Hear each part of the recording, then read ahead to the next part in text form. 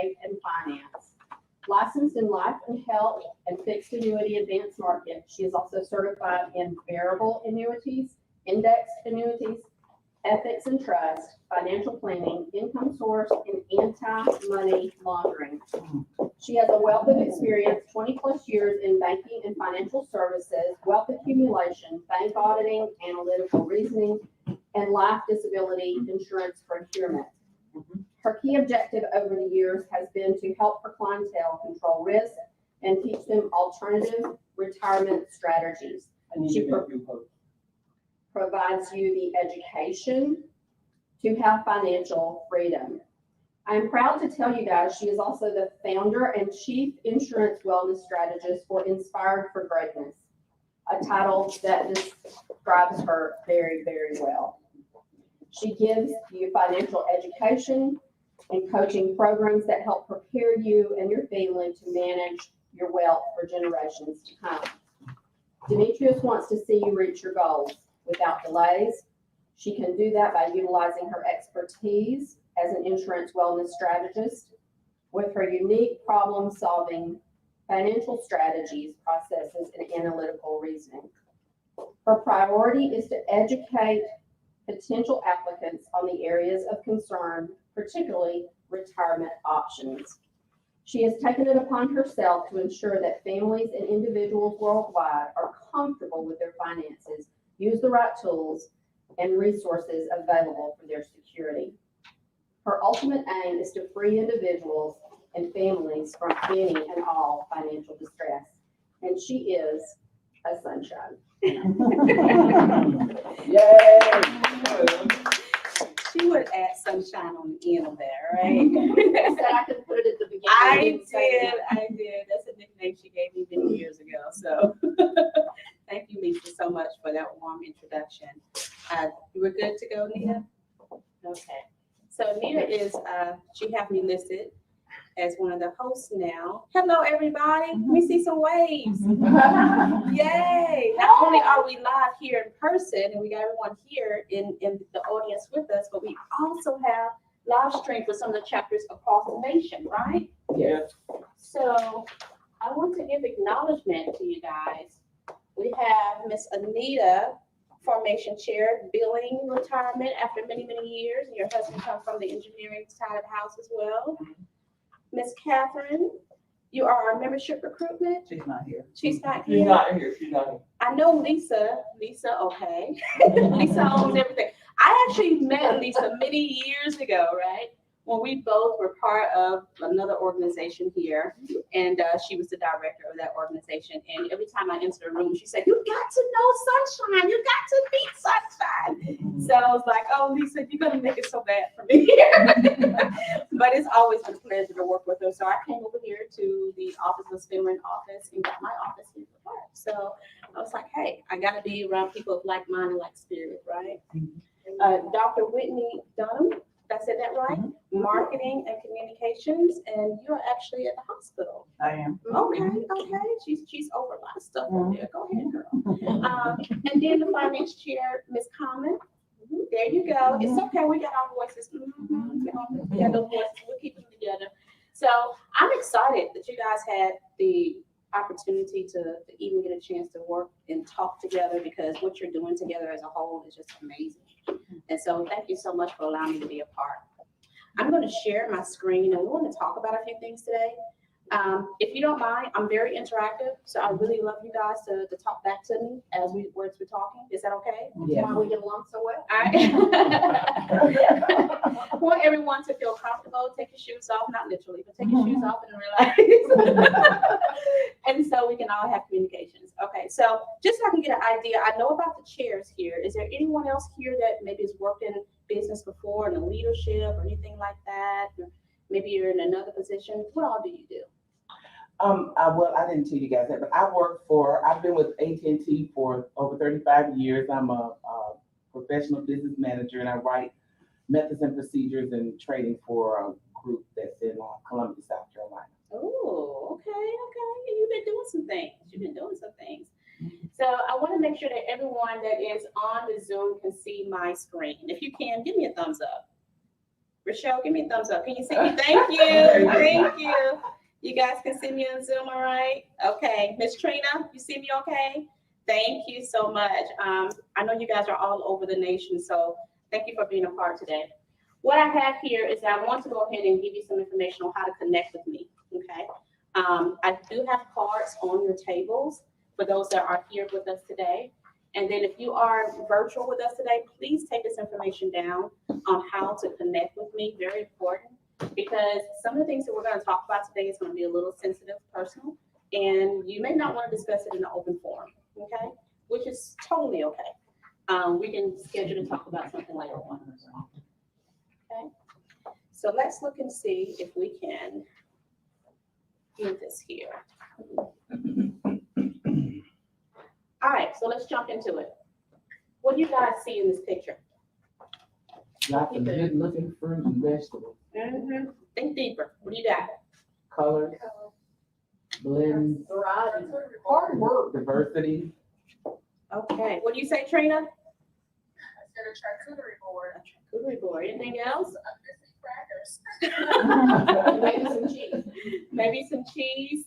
Anything else? Think about It's the fruit. it's the Fruit of your labor. Something. oh, you hit the nail on the head there. You're talking about seed and harvest right there.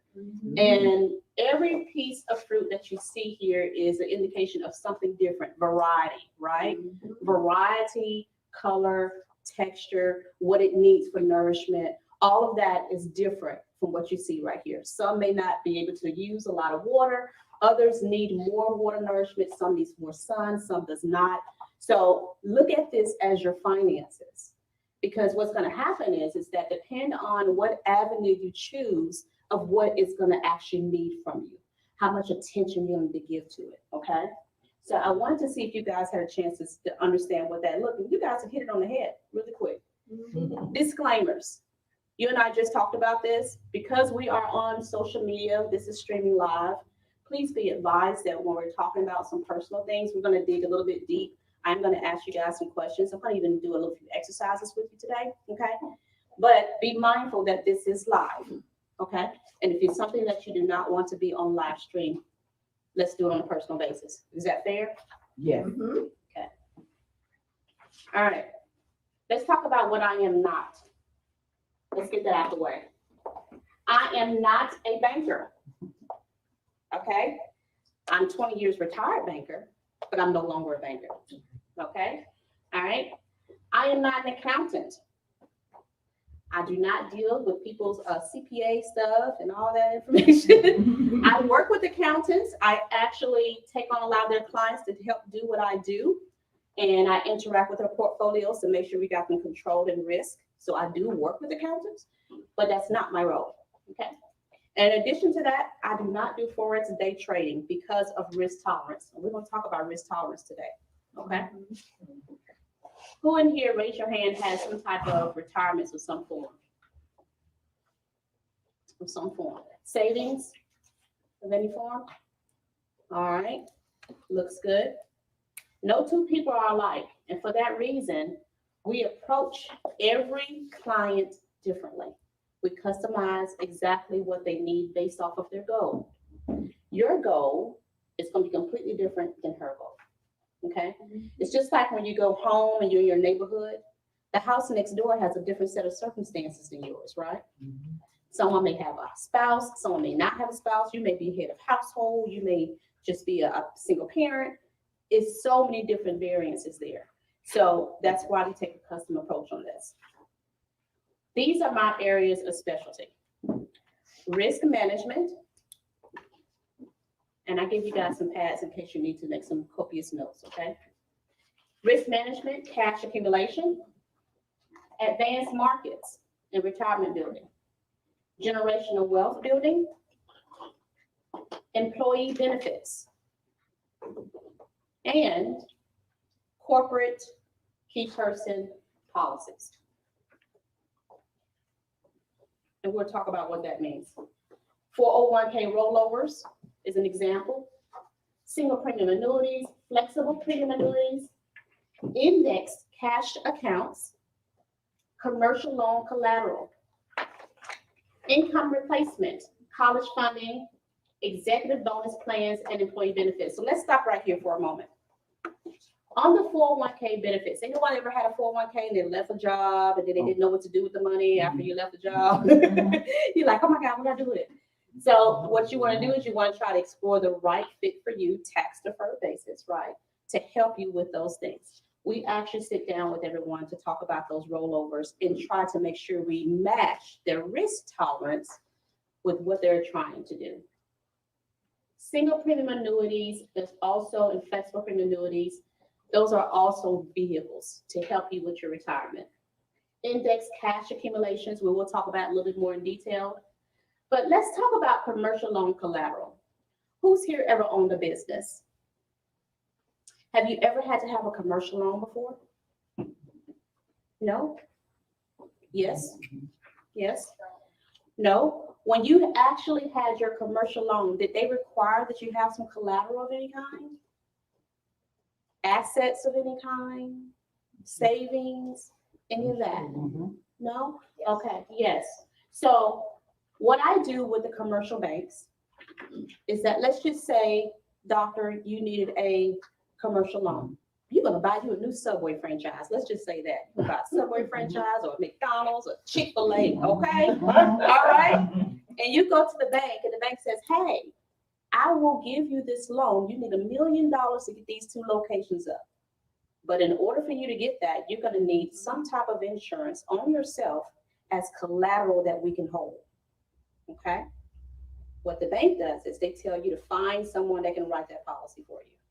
I write that policy for you. The bank owns the policy. You are the insured. Okay? You make the premium payments, all while your loan is going on. When your loan is paid in full, the policy falls off and you are now in ownership of it. If you were to die before the loan pays in full, that policy beneficiary is the bank. The bank pays off their loan and give your family the difference. Does that make sense? So what the bank has done is that they put you in a position, we're willing to give you the money for your business, okay? And we will make sure that you're able to use those funds to get your franchise up. You can only keep that loan with them as owner as long as you're making the premium payments. But once the premium payments are paid in full and the loan is paid in full, they say, hey, we don't need the premium anymore. So you can have the policy on your own. We do a transfer of ownership to you. It is now yours. And all of the cash that you built up into that policy, you are now ownership of, which you can use to what? Expand, get more employees, possibly buy another location, buy land. Anything that you want to do with that cash at that point is now yours to own and do what you want to do with it. So what I do is I write those policies for you. I make the bank the owner. They sign off on it. They put their stamp of approval on it. You get your loan. You open your franchise. You keep your payments going as long as the loan is active. When it's no longer active, we give you back that premium. It's all yours. This is how a lot of corporate companies and franchises and so forth expand location to location to location, because now they're able to have collateral. And once that is paid in full, then they can move on to the next location and open another location. Did you know that? Oh, girl. Huh? Miss Rachel, did you know that? She said, you did? She said, I knew about it. Now a lot of people know about that. Yes. Income replacement. We also work on income replacement to help you create an income replacement for yourself. Let's just say that you are still in your working years and you want to one day create an income for yourself to replace your income that you have right now. Okay, that means you're not going to be working to 65. I'm definitely gonna be working till I'm dead. She said, I'm gonna be working till I'm dead. Nothing to do with my financial situation. That's kind of what I do. So. That's what you do. She said, well, I'm gonna be working till I'm dead. But let's just say, and you possibly could. Hey, you possibly could. But think about it this way, right? Think about it this way. If you decide, let's say you turn 65 and you just still want to keep on working, keep on doing it. But wouldn't you like to have the choice? Choices are great. choices are wonderful. Wouldn't you like to have the option? Yes, ma'am. Yes, to say, well, I'm just gonna cut back at least 10, 15 hours a week, right? Wouldn't that be nice to cut back 10, 15 hours a week? So that gives you an option. You can create those things now while you're in your working years, okay? This is stuff that you can do outside of work, on your own, at home, and sit down with a consultant, tell them your goals, and then let's come up with a strategy to help you get there. That's exactly what we do, okay? So are we doing questions or do we need to wait? Girl, hey, you can ask me a question. I had a question about this income replacement thing, because I'm so close to retirement, Lord have mercy. And we're gonna long time. Okay, so is that like investing? Is that what that is? Like, is that what the income replacement is? That like investing? Quite honestly, it is actually a life policy. You throw money at a whole life Like policy. insurance? Not a whole life policy. No, it's an index policy. Okay. So an index policy allows you to build it in such a way where you say, okay, let me give you an example. Let me be transparent. Can I be transparent with you guys? Mm-hmm. Tell you what I did with mine. I actually knew I'm self-employed. I don't have 401k, right? I have to create my own retirement. So what I did was I created an index policy for myself. I put $500 a month into it. I don't have to do that, but I do. I overfund it. The way I did that is because I wanted to make sure that I could at least get a certain amount of money paid to me from the age of 65 to age 100 for every month of income. So because these are my working years now, I wasn't working forever, girl. I don't want to do what you're doing. I don't want to work forever, right? So I want to be able to say at 65, I'm done, you know? So how long ago should that have been in place? Each person is different. Okay. So let's just say that you're starting now. I'm 60. Let's say, well, just put it all out there on social media, right? She's not upset. Yeah, I respect that. Hey, Miss Trina, she put it all out there, girl. She said, I'm good. But that's wonderful. I'm glad that you said that, because even at 60, you can start by putting monies away that way. So 10, 15 years down the road, if you wanted to be making money for you or bringing an income to you every month. And I always tell people, give yourself 10 to 15 years for that thing to be working. Seriously. Because the compound interest that's in it, it takes time to run, right? If you're going to make the kind of money into it that you want to make into, you want to give that 7 to 8%, which is what it's going for right now, compound interest to work in your favor. Does that make sense, Miss Anita? So I want to make sure that you guys understood that. Did that answer your question a little bit? Yeah, ma'am. We had to talk off camera so I can dig Yeah, deep. ma'am. Okay. College funding as well. I have quite a few clients that have a grandbaby that they want to pay for college for, and so they use their policies to fund their college education. Definitely can do that. Okay, and you're doing it in such a way where you don't even have to put it on the child. You can just put it on yourself, and then have that money sitting there by the time that child gets to college or to grad school, and you can take it off of there tax-free because you're loaning against yourself. Now, what does this mean? You're loaning against yourself. Do y'all know what that means? So now say you're loaning against yourself. When you go to the bank and you put in a request for an application, they give you a loan, right? When they do that, they have an interest rate that goes with it, correct? Their interest rate, you're paying directly to the bank. Or you can pay directly to your own policy and put the money back on your policy anytime that you would like to, without having it to be a taxable event. I know that's a lot in one sentence, but we'll talk about that in a little bit more detail, right? That's a lot of detail. Yeah. Huh? What? I She said wants she you needs to a put big this all on a whiteboard. whiteboard. I need a whiteboard. Yeah. She needs an individual session. And I know we talk about a lot because with everyone in here, just from talking to you guys before we got started today, I was like, oh, we got an array of people in here today, and I love it because everyone has a certain amount of years they've been already in the industry. So let's talk about this. In the beginning, what is my first thought about money? That's me and my little brother. I think I was, 3? He's 2 in that picture, right? That's an old picture, can't you tell? So this is when I was about 3, I believe. I was about 3 years old. But my first thought about money, and I'm pausing here because it has nothing to do with the financial terms and conditions, but I want you to understand that we all have backgrounds when it comes to money. Can you guys think about what was the first thought you ever had about money as a kid? Go ahead. I tell that story all the time. Do you know how people talk about cost of living and all that? Yes. To a child, I always remember that. I literally thought that it cost you money, and we never had enough, of course. Mm-hmm. That literally someone was going to come and kill you if you didn't pay that money. I can remember it because it was thrown around so much. Wow, that's powerful. It's hard to come by. It doesn't come, all that. You have to work hard, all of that. So I don't know. That's my first. I've shared that story with lots of people. Oh my goodness. So our story is a lot like we're going to tell you in a minute. Go ahead. You got a question?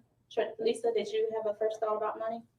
No, it was just, I remember the first bank that I got, my grandfather brought me a bank, one of those clear ones that you put your money in when you were like 3 or 4, and he always just told me you need to save your money. There might be something important you want to buy someday, you need to save your money. You just save your money, save your money. So when I was 6, I lived in They Michigan. can't hear the people in the room when they Okay. talk. You guys gonna have to speak up. Yeah, I'm gonna have to talk up then. Lisa, you can talk loud. Come on. So when I was 6 years old, my mom had a good friend that stayed across the street from us. We lived in Michigan. And she would babysit us. And she was so petite, so sweet. We used to call her the cookie lady. She would always make us fresh cookies.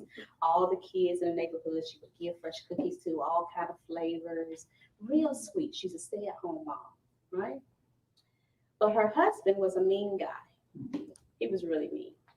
And he would come home and he'd see all these kids around the neighborhood and he'd be like, wait a minute, why don't y'all go home? Get out of my yard, But one particular day, she was babysitting me and my brother and her own son, who was the same age. And we were all sitting on the floor playing around with his little trains and everything. And I remember it like it was yesterday. He came home and she just jumped. You know how someone startles you, jump like that? And so she was in her apron, cooking, trying to put meal on for dinner. In that particular situation, I just remember her just dropping the dish, just scared, right? He said, you went to the store. You used my money. And she had went to the store and got some milk and some bread. Milk and bread, okay? And when that night came, it had to be in the middle of the night because it was so pitch black. All you can see is blue lights in the street. Just blue lights shining through my window, right? 6 years old. So I was like, what in the world? Oh God, I didn't got into another fight. I'm just thinking in my head. He killed her that night. So my very first thought of money was, am I hurt? Would that be me? Does money always bring trouble or fighting? Or, do I not want to be in a relationship? Is this what's going to happen to my relationship because of money? So for many years, I grew up with the mindset of, I don't want money. I don't really need it. As long as I can eat and sleep, I'm good. I don't really want to know anything about money. But it wasn't until I was in high school and my mom had to bury my grandfather and she used up all of her stuff, went bankrupt to do it, to be able to bury him. And so that's when I started to understand I need to learn about this thing, money. But up until that point, I was crazy nervous about having money because I thought that's what came with relationships, fighting, anger, possibly death. It's just one of those things, right? So when you told your testimony in the back about the cost of living and how it always scared you, right? It's because of that, right? This is one of my famous quotes. I love this. Our deepest fear is not that we're inadequate, and deepest fear is that we're powerful beyond measure. And it's our light, not our darkness, that frightens us the most. And I always go back to this quote because of that. So what do? We change the perspective, right? We change the perspective. Yes, we had a background. Yes, we had some situations in our lives. Yes, we had some tragedies that hurt us, that made us feel that we're not supposed to have. We need to get that corrected. And that comes from a mindset point of view, okay? Though women make 80 cents on the dollar for every dollar that men's make, do you know that we save more? Yeah. we save more. I believe that. The only thing is, when we save in cash, and we don't really save in investments for ourselves, right? Which is why we always sort of be behind the bar. So I'm gonna do a test. I need you guys to pull out your phones, and I want you to pull up your bank. If you are online banking, go to your online banking, find out what your interest rate is on your savings account. Look it up real quick. Let's see if we can do it in 2 or 3 minutes. What is your interest rate on your savings account? Whatever bank it is, don't tell me the bank name, just tell me the interest rate itself. Can you guys do that online as well? What is your interest rate on your account? Hmm? You can call them out, that's fine. You can call them out. So we stopped doing savings accounts because the return was just so low. Okay, But this any micro investing yes, ma'am. and stocks. So do you have an opinion around that part of it for those who may not do savings accounts? Yes, we're actually gonna get to that next. I don't know how to do it. Yes, ma'am. Anyone else have a savings rate, do you know? 2%. Anybody else? 4.2. 4.2? What Where you thinking at 4.2? That's a market. Money market. Money market, okay, that's different. Savings, any other savings accounts? 2%. I don't know how to find it. So I know it ain't nothing much. Typically, if you're on an online banking account, it's 2%, or maybe somewhere at 2.5, somewhere up in there. If it's a brick and mortar building, like you can go right now to an outside and just drive through a drive-through, theirs is usually 1% or less, okay? Because of the cost of expenses. All right, so let's look and see here. Seed harvest, we talked about this. We talked about how you actually plant the seed, and as you're planting the seed, it fertilizes, nourishes, growth, nourishment. We talked about that in the beginning when I asked you what did you see in that particular picture, right? So let's talk about your risk tolerance real quick. These are areas of risk: stocks, mutual funds, variable annuities, bonds, cash, CDs, fixed annuities, and indexed annuities, right? When you look at this bar, you see the lever? Do you see the lever that says one is a little bit heavy on one side and one is lighter on the other side? Can you see that? Even with this lever, it tells you which one has more risk, right? So when you're thinking about what you're trying to put your monies into, we have to sit down with you on your risk, because some people just don't know their risk. They're like, I don't know what my risk tolerance is. I don't want to lose my money. That's all I know. I don't want to lose my money, right? And that's the first thing that they say, right? And so if you know you have very low risk tolerance, then we need to put you in something to help protect that principle, right? And then to also make sure that you're getting a good return, that it will be something worthwhile. Ms. Trina, that's something that you and I were talking a little bit earlier. You was asking about putting monies into stocks and things of that nature, right? Can you hear me? Okay, so can you guys hear her? Okay. Yeah. Okay, good. So Trina, so when you were talking about stocks and so forth, that's on the other side of the lever. That's going to have a higher risk area for you. What I always tell people when it comes to their portfolio is to balancing and diversify of risk, right? The reason why that is because you depend on when you're getting ready to retire, how much time do you have to make it up, right? So you have to keep all that into consideration. What we can do, if you would like, Trina, we can do what we call a suitability analysis with you, and we can tell exactly what is suitable for you based off of your financial structure, okay? This is a history of the S&P 500. I want you guys to pay really, really close attention to this chart, okay? Because on the red line is an indication of when you have your money in the market. That is mutual funds, stocks, things of that nature. That means it goes up and down with the Dow and the S&P 500 as the market fluctuates, all right? Do you guys see something in 2008? Do y'all see in 2008 when we had the subprime lending issue? Negative 38%. That's below zero, y'all. Negative 38% of where people was at that time in their 401ks, their mutual funds, and things of that nature, right?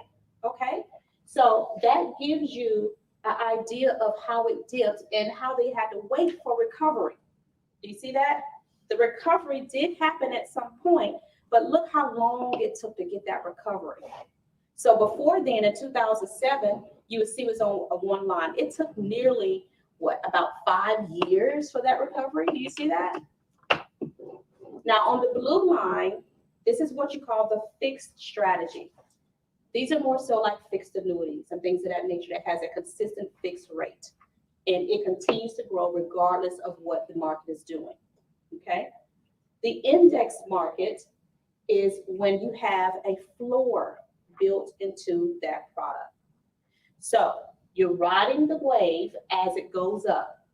But when the market goes through inflation and a recession, it locks at a 0% rate. That 0% rate lock keeps you from going into a negative market. I'm moving away from the screen, guys. I hope that's okay. You guys see that there? Mhm. Do you see when the dip happens here, the 0% there? Do you see in 2012, when you had the growth there, it started going back up as well? But then when it dipped again here, it locked at 0%. So this is the main thing to get from this chart. They both started off at the exact same point in 1998. You notice that? This is the main thing. You see this? They start off at the exact same point. They had the same amount of time to operate. So let's say, Anita, you was on the green line.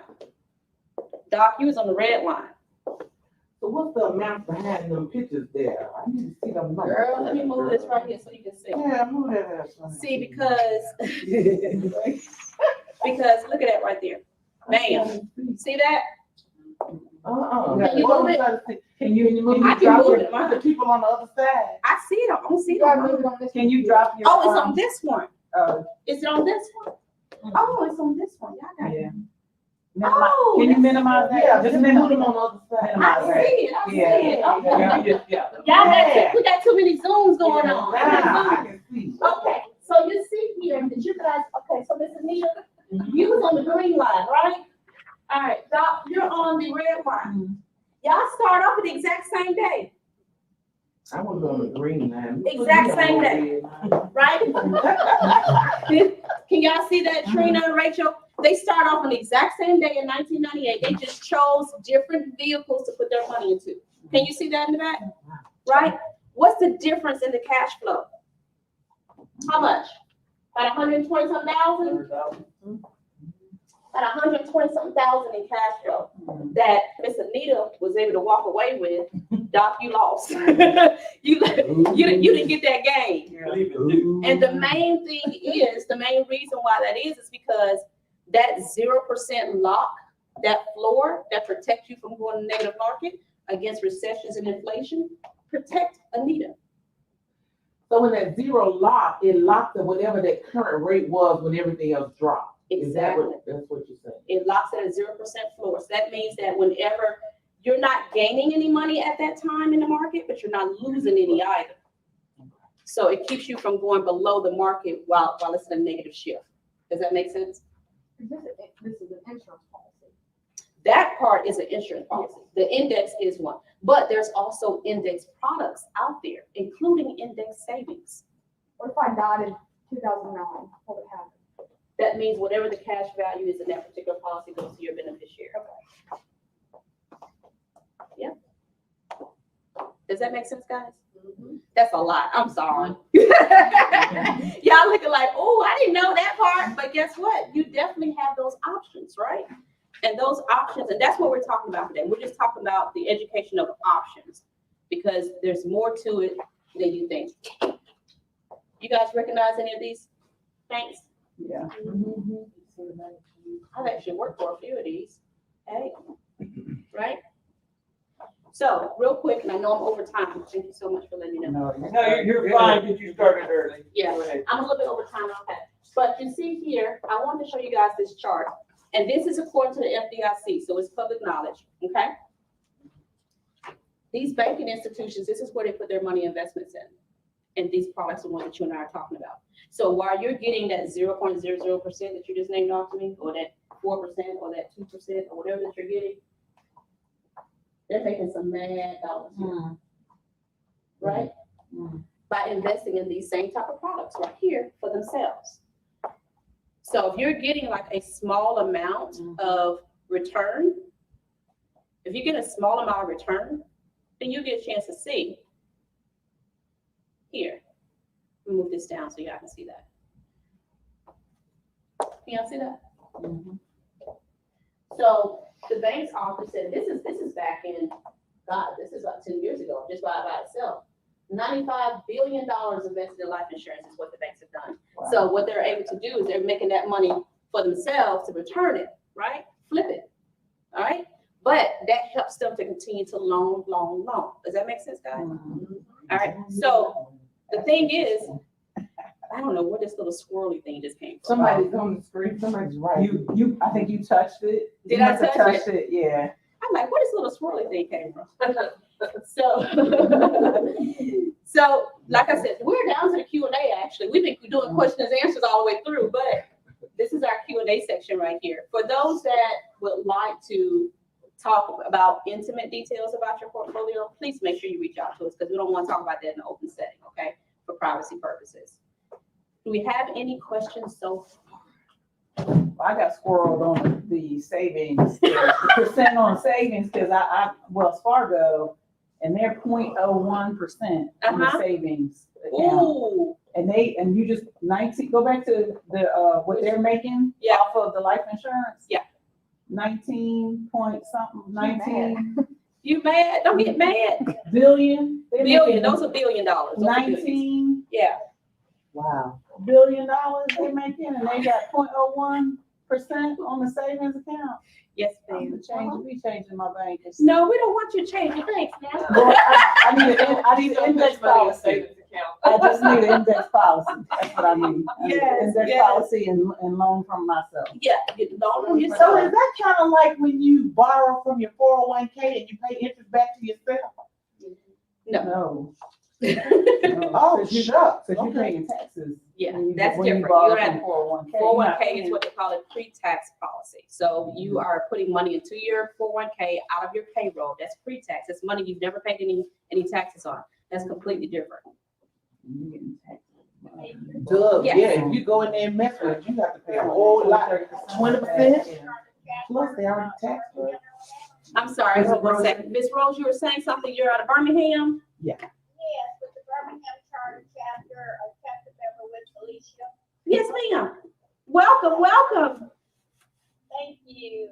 What else were you going to say about college funding College funding. So we have, for my grandbaby? yes, for your grandbaby. So there are options to create a college funding for your grandbaby by either putting it into your own name as an insured or possibly to your grandbaby's name. To be more aggressive, to have more return, it'd be better to put it into your own name. And then when he gets to a point where he's able to go to college and things of that nature, you can pull the monies from that policy and then put it back on there if you want to put it back on there. Thank you. You're so welcome. Do you have any other questions out there? Okay, I know there was a lot. Yeah, okay. I was trying to put it off in 20 minutes. I went over. I'm so sorry, but thank you guys so much for it. I'm sorry, doctor, you can say something? I don't know. I'm She's- just, I'm She's thinking about them billions of dollars. Yeah, I might have to give me an appointment. See, what you gotta Go on understand. closer. You got your calendar? I got my calendar. We'll put you on the calendar. So I'll put you on the calendar. And see, that's just the thing though. Have you guys ever heard of infinite banking? Okay, that's a whole nother day. We'll schedule another a whole nother day. Infinite banking is when you actually become your own bank and you sort of cut out the middleman from ever needing a financial institution. But we'll talk about that another time. Because that can be another hour by itself. And Don, have you guys talked to Don? That's what I was going to say. Don mentioned something about the insurance policy. Is Right. that the index policy? Right, He I talked actually about partnered this? with Don. I showed him how to use it inside there and what he's doing. And so Okay.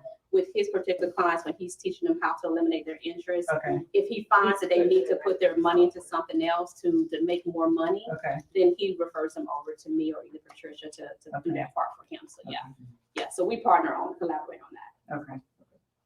Yes, ma'am. Thank you. You're so welcome. On behalf of our governor, Oh, that is would you sweet. like wine? I do. I like red wine. I do too. Oh, wow. Thank you so much for that. For this invitation. I love it. Thank you, guys. You're welcome. So I'm gonna have Felicia come back up and introduce Trina. And I'm gonna do Trina real quick because like I said, she's in Atlanta and she's got another meeting in about 7-8 minutes. So Trina,